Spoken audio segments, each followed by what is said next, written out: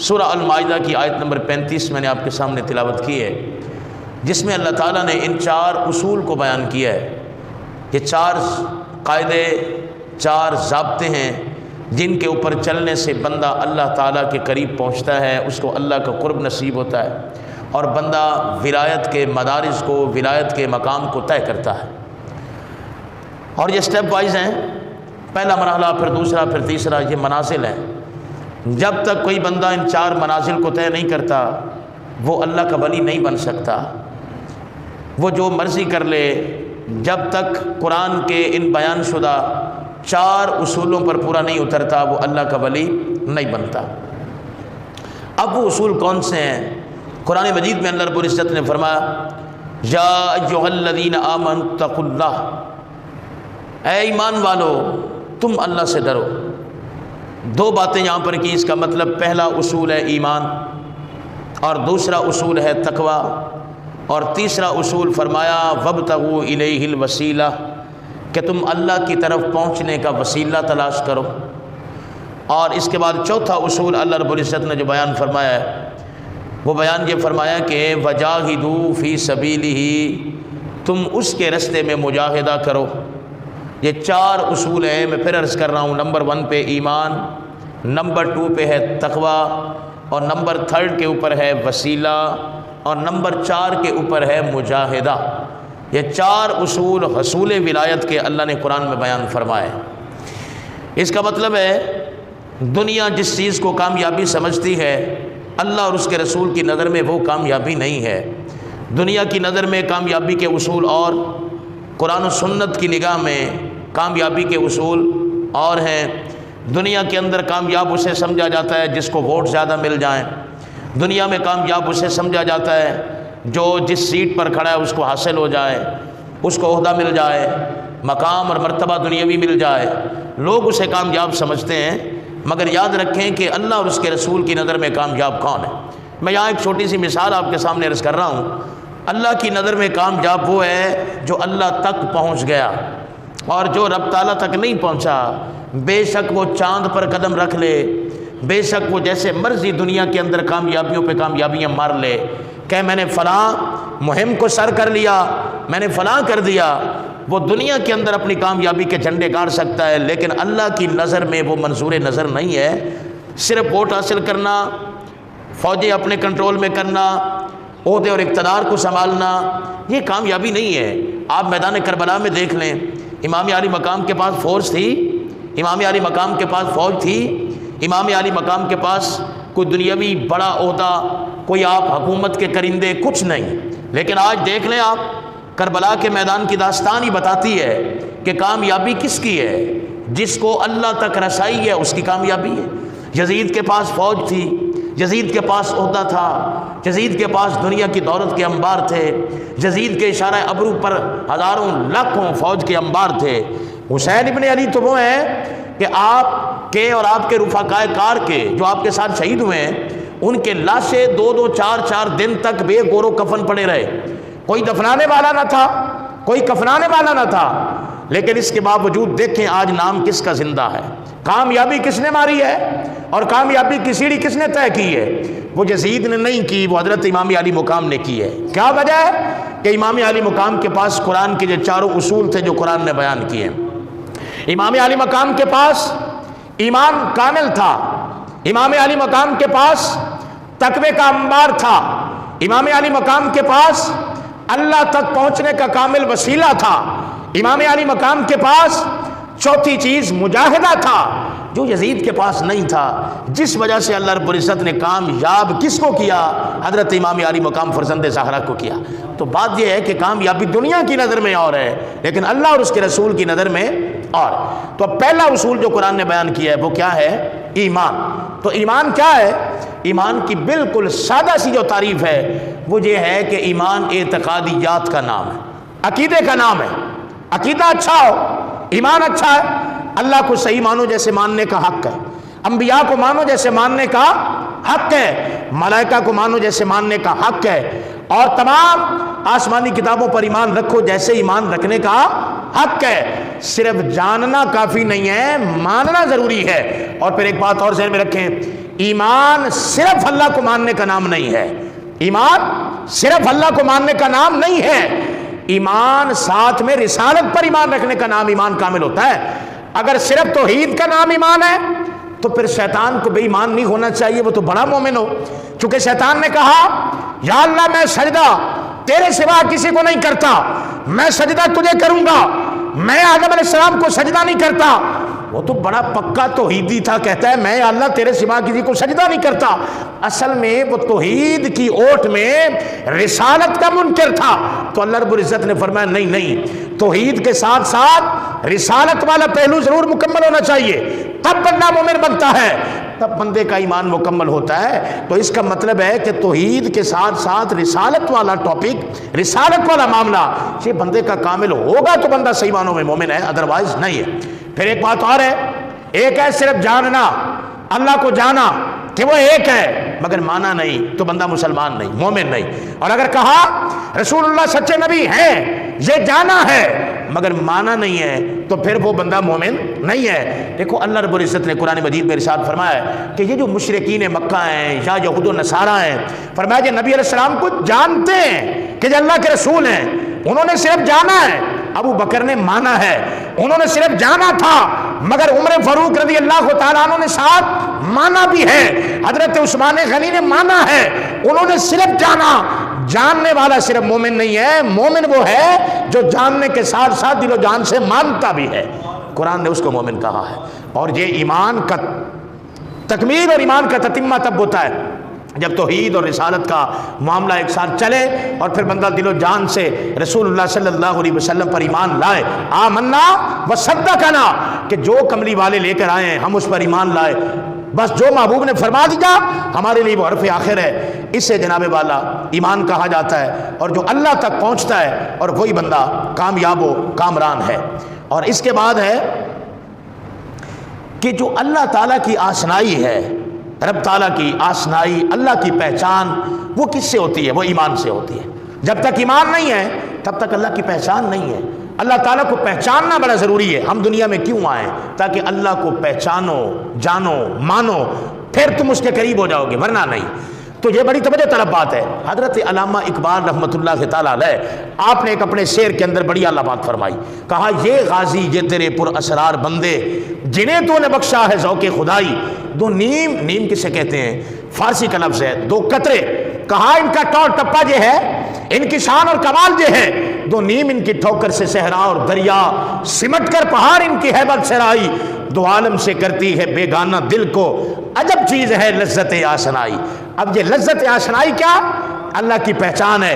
جس کو اللہ کی پہچان ہو گئی، جس کو مالک کا جلوہ ہو گیا، اب وہ دنیا کی نعمتوں پر نظر نہیں رکھتا۔ دیکھو نا حضرت امام علی مقام، آج دنیا پریشان ہے، آج دنیا حیران ہے کہ کیا وجہ ہے؟ بیٹا سامنے ذبح ہو رہا ہے، سارا خاندان آپ کا سامنے قربان ہو رہا ہے، لیکن آپ کے پائے استقلال میں لغزش نہیں آتی، آپ کی گردن میں خم نہیں آتا، آپ کے ارادوں میں تزلزل نہیں آتا۔ اس کی وجہ کیا ہے؟ وجہ یہ ہے کہ لذت آشنائی امام علی مقام کو نصیب ہے، وہ چونکہ ان کو نصیب نہیں تھی دوسروں کو، تو جو مقام آپ نے پایا وہ ظاہر ان کو نصیب نہ ہوا۔ اور پھر اس لذت آشنائی پر ایک بار سنے، آپ کو سرور آئے گا۔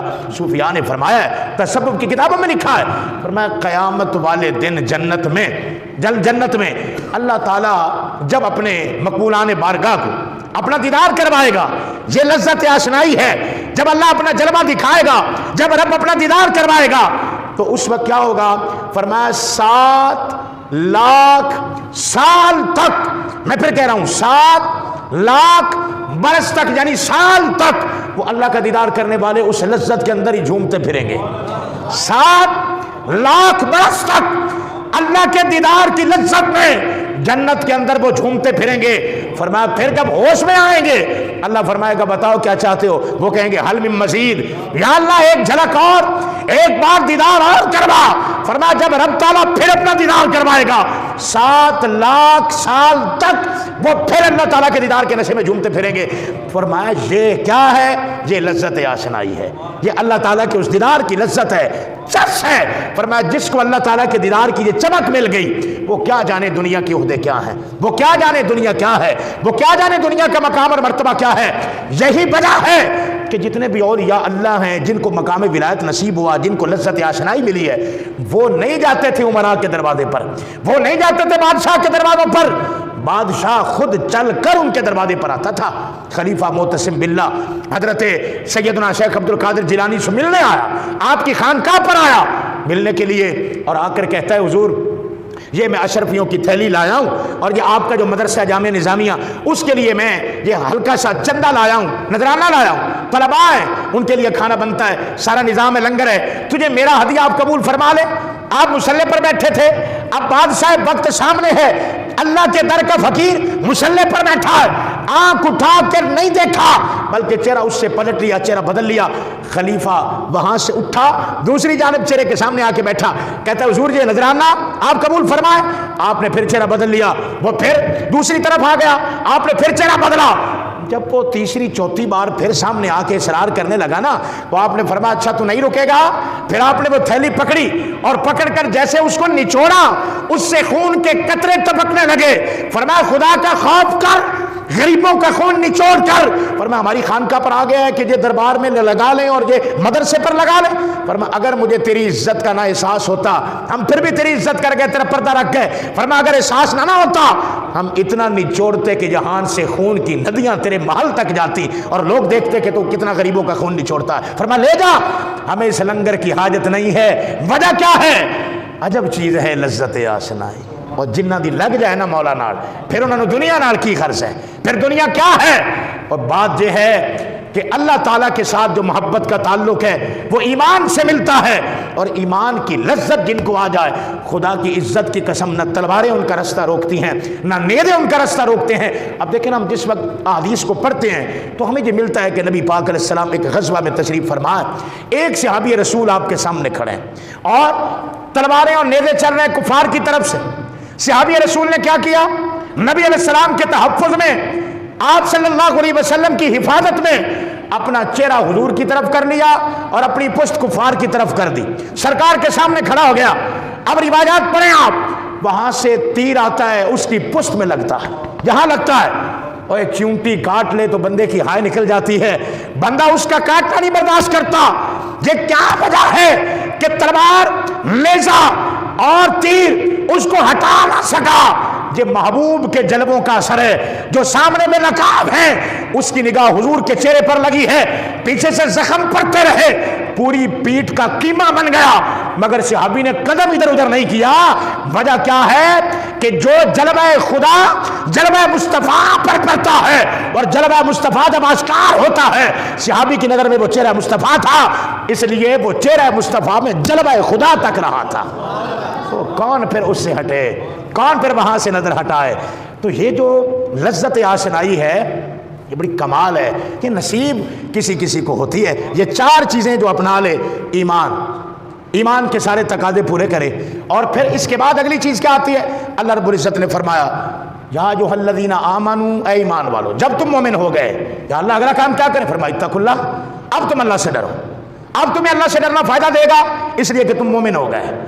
علاج سٹیپ وائز ہوتا ہے، کوئی طبیب جب علاج کرتا ہے نا ڈاکٹر، پہلے ایک مرض کو کور کرتا ہے پھر اگلے کو تاکہ شفا ملے۔ فرمایا پہلا کام ہے تم کفر کے مرض سے باہر آ گئے، تم ایمان میں آ گئے، اب کیا کرو؟ اب اللہ سے ڈرو۔ اب تقویٰ کیا ہے؟ اس پر بڑی طویل بحث ہے، لیکن میں اس مختصر سے وقت میں 2 جملوں میں بات عرض کر دیتا ہوں۔ تقویٰ کیا ہے؟ اللہ نے جس کے کرنے کا حکم دیا وہ کرو، جس کے کرنے سے منع کیا رک جاؤ، بس یہ تقویٰ ہے۔ 100 ہاتھ رسا سرے تگنڈ، اللہ نے جو کہا وہ کر، جس سے کہا رک جا بس رک جا، پھر اپنی خواہش کو مار دے، اور تو خواہش نہ مار سکا تو کیا مارا؟ دنیا نفس امارہ نہ مارا تو کیا مارا؟ تم نے دنیا میں بڑے تیر مارے ہیں، مگر یہ جو تیرے اندر بیٹھا ہے اس کو نہیں مارا تو تو نے کیا کیا؟ کچھ بھی نہ کیا۔ اب تقوی پر 1-2 باتیں سنیں، آپ کا ایمان تازہ ہو جائے گا۔ روایات کے اندر ہے حضرت عبداللہ ابن عمر رضی اللہ تعالی عنہ، آپ وادی میں نکلے باہر، آپ نے دیکھا ایک چرواہا بکریاں چرا رہا ہے، چرواہا ہے اور کسی کا غلام ہے، نوکر ہے، بکریاں چرا رہا ہے۔ آپ کے دل میں خیال آیا میں اس کا امتحان لوں، آپ اس کے قریب گئے، کہنے لگے بھئی چرواہے بات یہ ہے، یہاں سے کوئی بھی ایک بکری تو مجھے دے دے، میں تجھے اس کی آدھی قیمت دے دیتا ہوں، مارکیٹ میں جتنی قیمت ہے اتنی لے لے یا آدھی لے لے، میں تجھے دے دیتا ہوں، اور جب تو گھر جائے اور تیرا مالک پوچھے ایک جانور کم ہے تو اسے کہہ دینا بھیڑیا کھا گیا، تو مالک کو کیا پتا، مالک سمجھے گا واقعی بھیڑیا کھا گیا، تو وہ پیسے تو اپنی جیب میں رکھ لینا، تیری بات بن جائے گی اور میری بھی بات بن جائے گی، میں جانور لے جاؤں گا۔ وہ مسکرا پڑا، اس نے کہا نہیں میں مالک کو کیا جواب دوں، کہا تیرا مالک کون سا تجھے دیکھ رہا ہے، وہ تو یہاں ہے نہیں، لہذا ایسا کر کے تو ایسے جانور مجھے دے دے اور پیسے لے جا۔ اس نے ٹھنڈی آنکھ بھری ایک لفظ بولا، اس نے کہا آپ مجھے کہتے ہیں کہ مالک یہاں نہیں ہے، ثم این اللہ، پھر بتائیے اللہ کہاں ہے؟ اگر میرا مالک یہاں نہیں ہے، وہ تو نہیں دیکھ رہا، ثم این اللہ، پھر اللہ کہاں ہے؟ رب تو دیکھ رہا ہے نا، میرے معاملات میں اگر ڈنڈی آ جائے گی اللہ تو دیکھ رہا ہے۔ حضرت عبداللہ ابن عمر نے جب اس کا یہ فکرہ سنا اتنی لذت میں آئے، اتنے سرور میں آئے کہ گھر تک آپ گئے تو اس فکرے کا نشہ نہیں اترا، بار بار آپ کی زبان پر یہی تھا، ثم این اللہ، ثم این اللہ۔ وہ غلام تو نے کتنی اعلیٰ بات کہی ہے، پھر اللہ کہاں ہے؟ ہم جب گناہ کرتے ہیں دنیا سے بچتے ہیں، ثم این اللہ کا کبھی ہمارے ذہن میں آیا پھر اللہ کہاں ہے؟ رشوت گننے والا کہتا ہے میرے حکام بالا کو پتہ نہ لگے، سود لینے والا کہتا ہے معاشرے کو پتہ نہ لگے، حرام کمانے والا کہتا ہے لوگوں کو پتہ نہ لگے، میرا مقام گر جائے گا، میری عزت گر جائے گی۔ او اللہ کے بندے، دنیا دیکھے نہ دیکھے، ثم این اللہ، پھر اللہ کہاں ہے؟ حضرت عبداللہ ابن عمر نے پھر گھر گئے، پیسہ اٹھایا، اٹھانے کے بعد آپ اس کے مالک تک رسائی کی، گئے کہنے لگے بات یہ ہے وہ تیرا ایک غلام ہے جو تیرے جانور چراتا ہے، بول اس کی قیمت کیا لیتا ہے، میں خریدنا چاہتا ہوں۔ اس نے کہا بڑا ایماندار ہے وہ، میں نہیں بیچنا چاہتا، مجھے اس پر بڑا اعتماد ہے، وہ بڑا میرا پرانا غلام ہے، اعتماد والا ہے، تو اعتماد والے غلام بیچے نہیں جاتے۔ کہا تو قیمت بول کیا چاہتا ہے، میں نے خریدنا ہے۔ مالک نے کہا اتنی قیمت، آپ نے خریدا، اس کو خرید کے اپنے پاس لائے، کہا آج کے بعد تو میرا غلام ہے، میں تیرا حق ہوں۔ بات یہ ہے وہ تیرا ایک فکرہ جو تو نے کہا تھا ثم این اللہ، اللہ کہاں ہے، اس نے مجھے بڑی لذت دی ہے اور میں تجھے اس فکرے کے بدلے میں خرید کر لایا اور اس فکرے کے بدلے میں تجھے آج آزاد کر رہا۔ جا، اللہ کہاں ہے؟ اور تو نے تو میری آنکھیں کھول دی ہیں، اللہ کہاں ہے؟ اللہ تو ہر جگہ ہے، فَإِنَّمَا تَوَلُّوا فَثَمَّ وَجْهُ اللَّهِ، تم جس طرف بھی نگاہ اٹھاؤ گے تمہیں اللہ تعالیٰ کے جلوے نظر آئیں گے۔ تیرا رب تو نَحْنُ أَقْرَبُ إِلَيْهِ مِنْ حَبْلِ الْوَرِيدِ، وہ تو تیری شارک سے بھی زیادہ قریب ہے۔ اور پھر کہا وَإِذَا سَأَلَكَ عِبَادِي عَنِّي فَإِنِّي قَرِيبٌ، اے میرے پیارے محبوب میرے بندے جب آپ سے پوچھتے ہیں میں کہاں ہوں، انہیں کہہ دو فَإِنِّي قَرِيبٌ، میں تھوڑے بہت قریب ہوں، میں بہت نیڑے ہوں۔ فرمایا جب وہ مجھ سے مانگتے ہیں، سوال کرتے ہیں، میں سنتا ہوں پھر ان کو عطا بھی کرتا ہوں، میں دور نہیں ہوں، بہت قریب ہوں، صرف ہمیں اپنی آنکھوں کو کھولنے کی ضرورت ہے۔ تو فرمایا یہ تقویٰ دوسرا کام ہے، پہلا ایمان اور دوسرا تقویٰ، میں ولایت کے حاصل کرنے کے مرتبے عرض کر رہا ہوں۔ اس تقوی پر ایک بات اور سن لیں، حضرت عبداللہ ابن مبارک، نام آپ نے سنا ہے، بہت بڑے اللہ کے ولی گزرے ہیں، یہ مبارک کے بیٹے تھے، باپ کا نام تھا مبارک اور بیٹے کا نام عبداللہ۔ ہن سنو باپ کی شے سی تے پھر پتر کی شے۔ جو باپ تھے نا آپ کے مبارک، وہ کسی کے باغ کے رکھوالے تھے، اس کے ملازم تھے، اس کے باغ کے مالی تھے، کئی سال گزر گئے خدمت کرتے کرتے۔ ایک دن مالک باغ میں آیا، کہنے لگا کہ یہ باغ تو نے اپنے ہاتھوں سے لگایا ہے، اس کے پودے پروان چڑھ گئے، پھل لگ گئے، آج پھل تو اس کا مجھے کھلاؤ، کیسا ہے، ذائقہ کیسا ہے۔ حضرت مبارک گئے، جا کر ایک دانہ توڑا لا کے مالک کو دیا، مالک نے کھایا، پھل کھٹا، اس نے کہا بھی یہ تو بڑا کھٹا ہے، کوئی میٹھا لاؤ۔ حضرت مالک پھر گئے، جا کر ایک توڑا پھر لائے، مالک نے کھایا، پھر کھٹا، وہ کہتا ہے یہ تو پھر کھٹا، تو نے اپنے ہاتھوں سے باغ لگایا، تجھے پتہ نہیں ہے کس پودے کا کھٹا ہے کس کا میٹھا ہے۔ حضرت مبارک نے ہاتھ باندھ کے کہا مالک تو نے مجھے پودوں کی رکھوالی کے لیے رکھا ہے، پھل کھانے کے لیے نہیں رکھا ہے، تو نے مجھے کس لیے رکھا ہے؟ میرے پودوں کی رکھوالی کر، اس لیے نہیں کہ جتوں تیرا دل کرے توڑ کے کھا تے گھر بھی لے جا، نہیں نہیں، تو نے مجھے رکھوالی کے لیے رکھا ہے۔ میں نے ایک ایک پودے کو پانی دیا، میں نے ایک ایک پودے کو پروان چڑھایا، میں نے ایک ایک پودے کو جوان کیا، میں نے ایک ایک پودے کو بڑا کیا، پھل کے قابل کیا، لگ گیا، مگر وہ اللہ جانتا ہے میں نے کسی پودے سے آج تک پھل توڑ کے منہ کے قریب نہیں میں لے کر گیا۔ میں نوکری کرتا ہوں تیرے پودوں کی رکھوالی کی، میں کھانے کی نہیں، میں نے آج تک پھل نہیں کھایا۔ میں نے دسو انج دا کوئی غلام تے نوکر ہوئے تے مالک دی اکھاں نہ کھولن گیا؟ مالک چپ کر گیا، اپنے گھر گیا اور گھر میں جا کر اس کی ایک جوان بیٹی تھی، کہنے لگا پتر ایک رشتہ لبیا تیرے واسطے، ہے تے مدار پیسہ تو ویلا مگر ایمان کامل رکھتا ہے، تقوی کمال رکھتا ہے، اللہ سے بڑا ڈرتا ہے۔ بیٹی بھی باسعادت تھی، کہنے لگی مجھے دولت نہیں چاہیے، مجھے وہ شخص چاہیے جو اللہ تعالیٰ کے قریب ہو۔ تو ایسا بندہ اور کیا چاہیے؟ نکاح ہو گیا، اللہ رب العزت نے اولاد عطا فرمائی، بیچ میں سے فرزند پیدا ہوا جس کا نام رکھا گیا عبداللہ، اللہ کا بندہ۔ اب باپ اگر ایسا ہے تو بیٹا عبداللہ ابن مبارک نہ پیدا ہو تو پھر کیا ہو؟ جب ماں باپ قابل اور کامل ہوتے ہیں نا جناب والا، جب گود بڑی اچھی ہو، ایویں نہیں فرید فرید ہوندی، جدو کوئی ماں فرید جیسی ہوئے تو پھر فرید پیدا ہوتا ہے، اور جب کوئی ماں سیدنا شیخ عبد القادر جیلانی جیسی ہو تو پھر عبد القادر پیدا ہوتا ہے نا۔ ماں کی گود دیکھی جاتی ہے۔ اسلام نے ایویں نہیں عورتوں کو پردے کا پابند بنایا، چونکہ ان ماؤں کی گود میں مستقبل پلتا ہے مسلمان کا، تو اسلام چاہتا ہے ہمارا فرزند غیرت مند ماں کی کوکھ سے پیدا ہو، غیرت مند ماں کا دودھ پیے، اور پھر وہ جب جوان ہوگا تو پھر غیرت مند ہوگا۔ اگر کوئی اس کے رب پر بات کرے گا وہ بے حیا نہیں ہوگا، وہ غیرت مند ہوگا۔